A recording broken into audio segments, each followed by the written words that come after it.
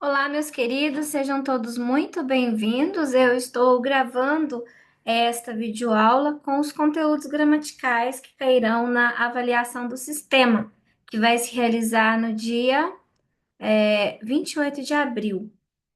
Então, alguns desses conteúdos gramaticais já estão no caderno de vocês. A gente já fez atividades, eu já expliquei, você já tem um resuminho, mas mesmo assim eu vou reforçar aqui.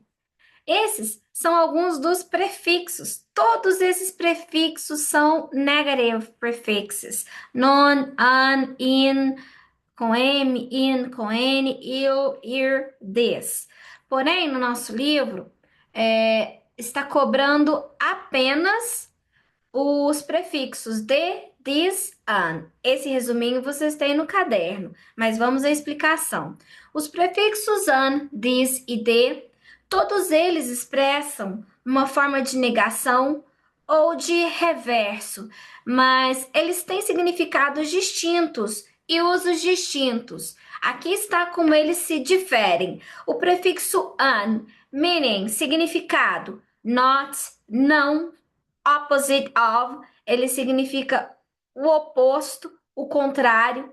Eu ainda comentei na sala de aula com vocês, ele indica um antônimo. Lembra do sinônimo, antônimo? Ele indica um antônimo. Lack of something, falta de alguma coisa. Usage, uso. Para que ele é usado? Ele frequentemente é usado com adjetivos, past participles. O que são os past participle? Particípio passado. São aqueles verbos terminados com ed que quando a gente traduz para o português tem a terminação em a do ido. Tinha cantado, tinha cantado, tinha falado, e alguns verbos que indicam ausência ou reverso de algum estado. Então, os exemplos aqui: unhappy, significado not happy, não feliz, infeliz. Unable, o significado not able, não apto, incapaz, inapto. Able, apto. Unable é o contrário, é o oposto de able. Undo, do, fazer. Undo, desfazer. É uma ação reversa, é fazer o contrário. O segundo prefixo é o prefixo des. Ele significa em oposição a. Qual é a diferença? Oposto é exatamente a palavra contrária. Em oposição a, eu vou me opor a uma ideia, a um pensamento, a uma postura. Lack of significa falta de. Reversal, o reverso. Separation, separação. Uso, ele é usado com verbos, com adjetivos, com substantivos para mostrar negação, contradição ou separação. Os exemplos que nós temos aqui: disagree, que significa not agree, não concordar, discordar. Disapprove, que significa not approve, não aprovar, desaprovar. Disconnect, que significa separar a conexão, retirar a conexão. Disconnect.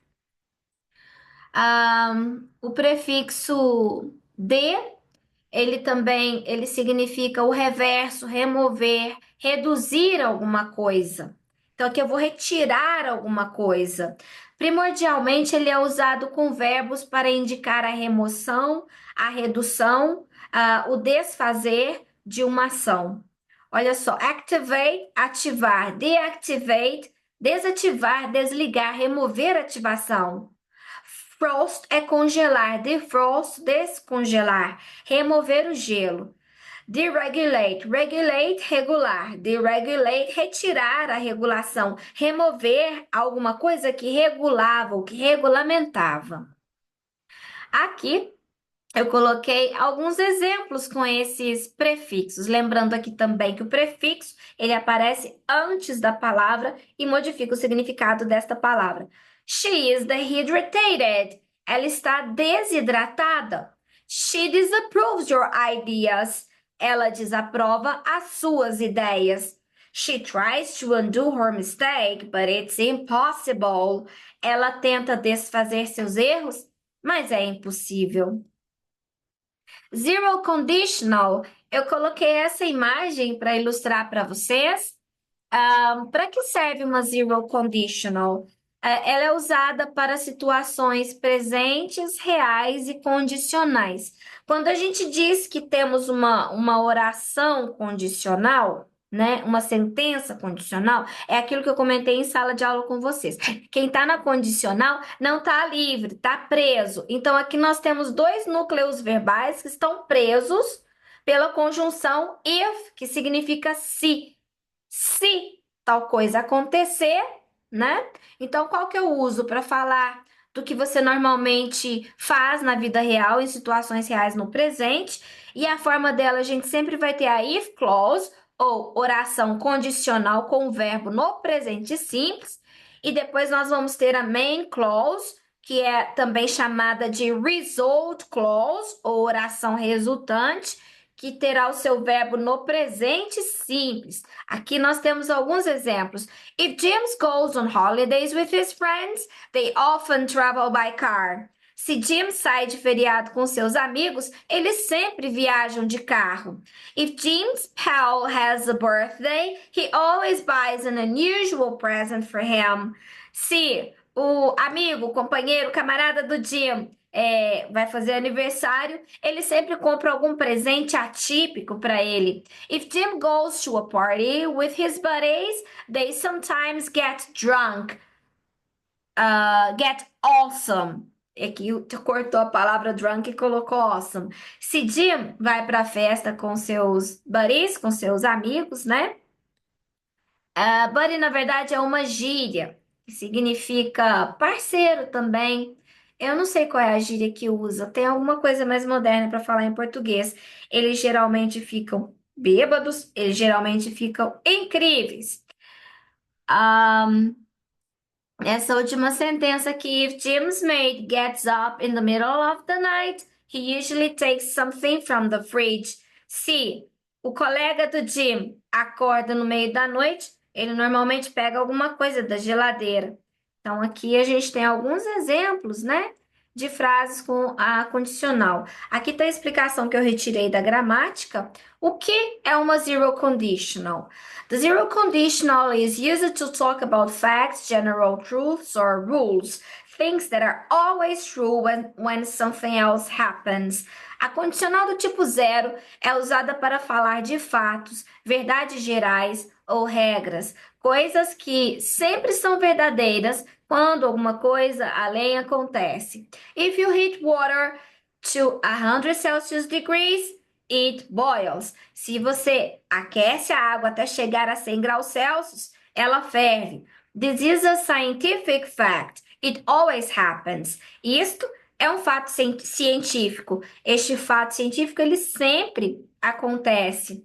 Structure of the zero conditional. Como eu disse anteriormente, na oração condicional eu tenho with mais uma sentença com presente simples. Na oração resultante, na oração principal, que a gente chama de result clause, main clause, eu também vou ter uma sentença com presente simples. Então, eu vou ter dois verbos na mesma frase. Eu vou ter duas frases conectadas pelo with.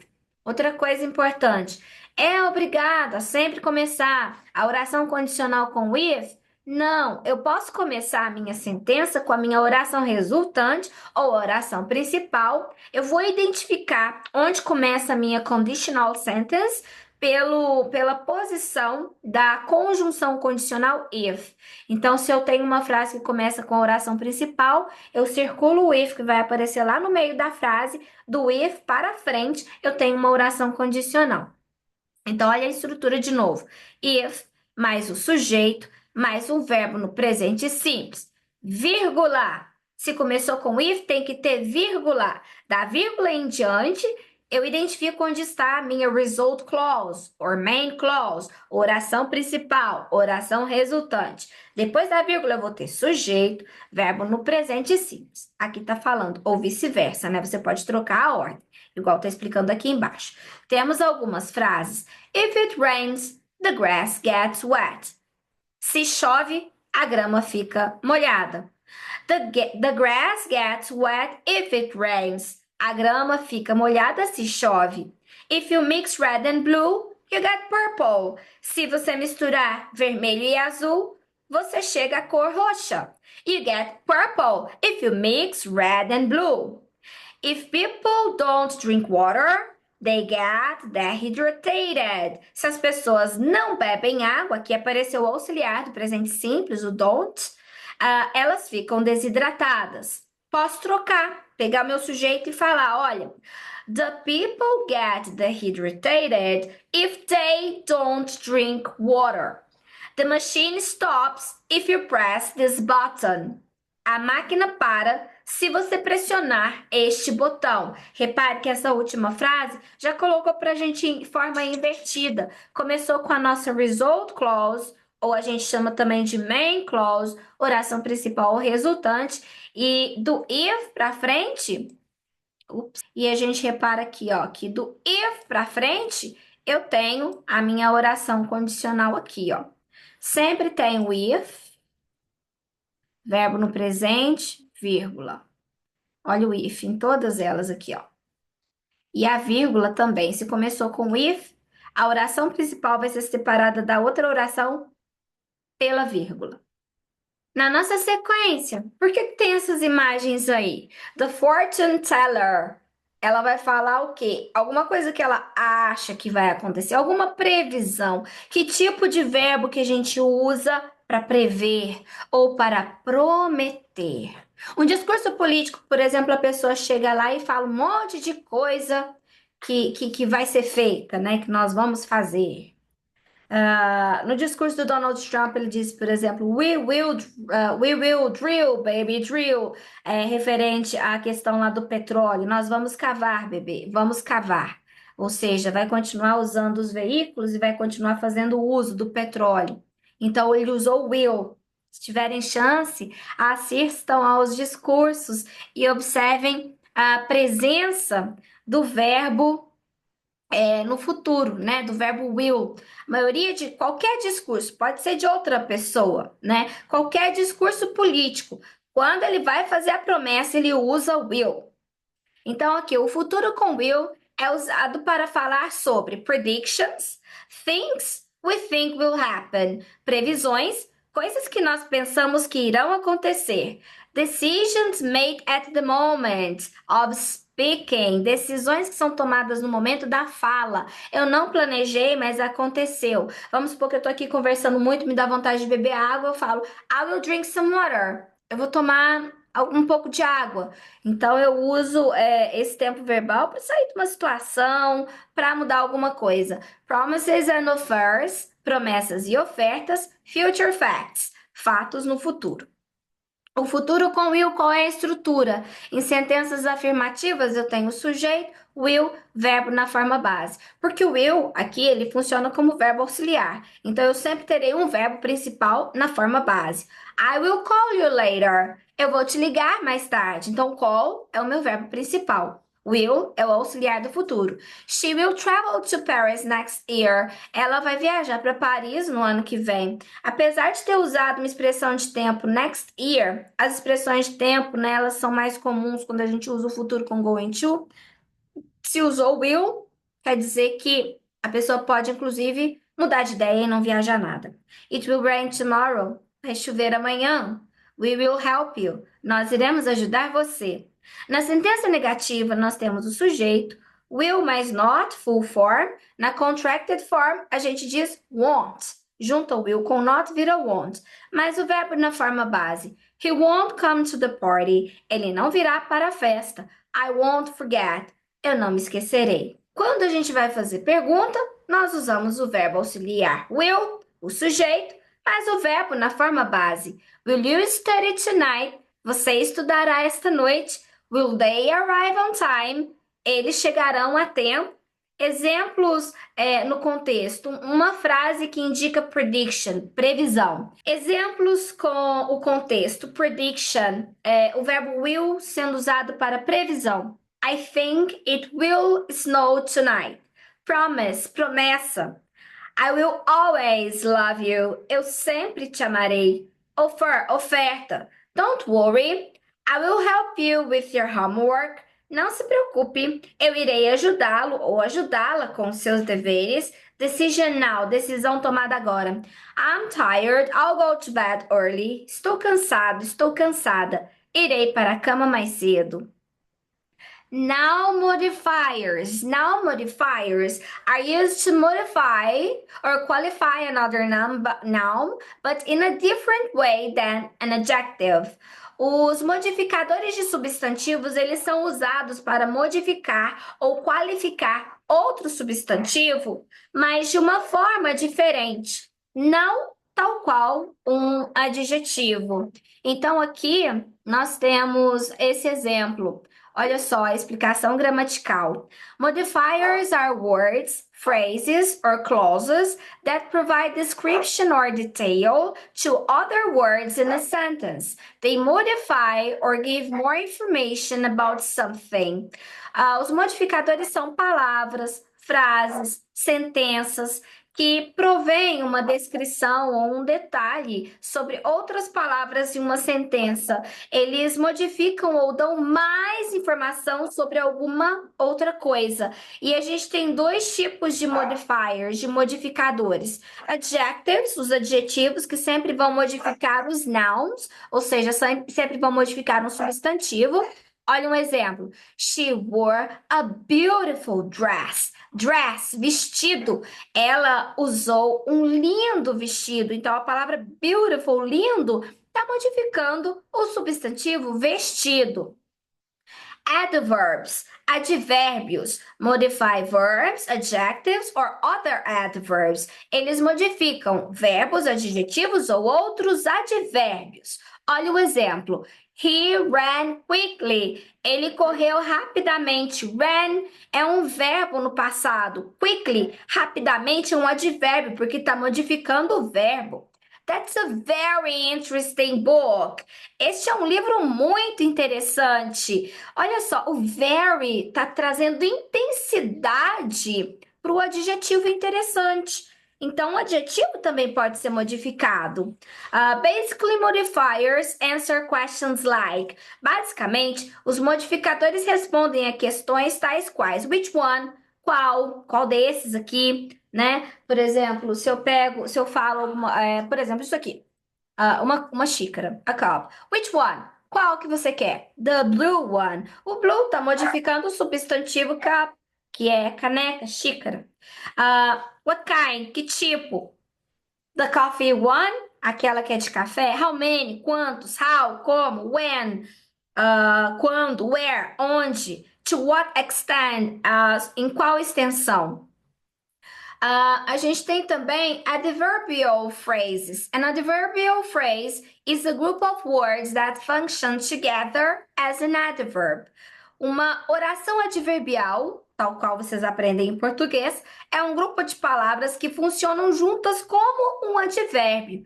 They describe how, when, where or why something happens. Elas descrevem como, quando, onde, por que alguma coisa acontece. But instead of just one word, it's a whole phrase. Porém, ao invés de uma única palavra, nós temos uma frase inteira, nós temos uma sentença. Veja os exemplos. With great enthusiasm, com grande entusiasmo. Então, é uma sentença, é uma oração adverbial. She performed with great enthusiasm. Está contando how, como ela performou. Ela performou com grande entusiasmo. In the morning, está indicando when, quando, em qual período. Não é só uma palavra, é uma locução adverbial. We'll leave in the morning. Nós partiremos pela manhã. At the bus stop, está indicando where, location. He waited at the bus stop. Ele aguardava, ele esperava no ponto de ônibus. Quickly é um advérbio, né? With great speed, com grande velocidade, é uma oração adverbial. Aqui, né, para ilustrar para vocês a diferença entre um advérbio e uma oração adverbial. Porém, é a mesma ideia. Both modify the verb, but one is a single word and the other is a group of words. Ambos modificam o verbo, porém, um né? O advérbio é uma única palavra. E outro, ou seja, a oração adverbial é um grupo de palavras. Now we're going to talk a little bit about gerund and infinitive. Agora vamos falar um pouquinho sobre o gerúndio e o infinitivo. An infinitive is the base form of a verb, usually with to in front of it. Então, o infinitivo é a forma base de um verbo com o to antes dele. A estrutura sempre vai ser o to mais o verbo na forma base. Olha os exemplos de verbos no infinitivo: to eat, comer, to study, estudar, to travel, viajar, to dance, dançar. Quando usamos infinitivo? After certain verbs, depois de alguns verbos específicos, aí vocês devem marcar no livro aqueles verbos e a gente memoriza os que estão dentro da nossa unidade de estudo. Então, depois de want, need, hope, decide, learn, plan e outros, né? O verbo querer, precisar, esperar, decidir, aprender, planejar, esses são os principais. Depois desses verbos, a gente sempre usa o infinitivo com to. I want to learn English. Eu quero aprender inglês. She needs to study for the test. Ela precisa estudar para a prova. Eles são usados também para indicar um propósito, um purpose. He studies to pass the exam. Ele estuda para passar na prova. She exercises to stay healthy. Ela se exercita para ficar saudável. O gerúndio é o verbo que termina com ing. A forma, esse ing acrescentado ao verbo substantiva esse verbo, transforma esse verbo em um substantivo. A estrutura é sempre o verbo mais o ing. Então, aqui eu tenho eating, studying, traveling, dancing. Então, essas palavras, por exemplo, quando aparecem no começo da frase, significa o comer, o estudar é tal, tal, tal, comer é tal, tal, tal, viajar é muito bom, dançar faz bem para o corpo, te ajuda a te colocar em forma. Então, eu estou nomeando a ação, né? O comer, o ato de comer, tô usando essa palavra no lugar, dentro do sujeito da frase, como se ela fosse um substantivo. Então, o gerúndio, o acréscimo do ing ao verbo, ele substantiva esse verbo.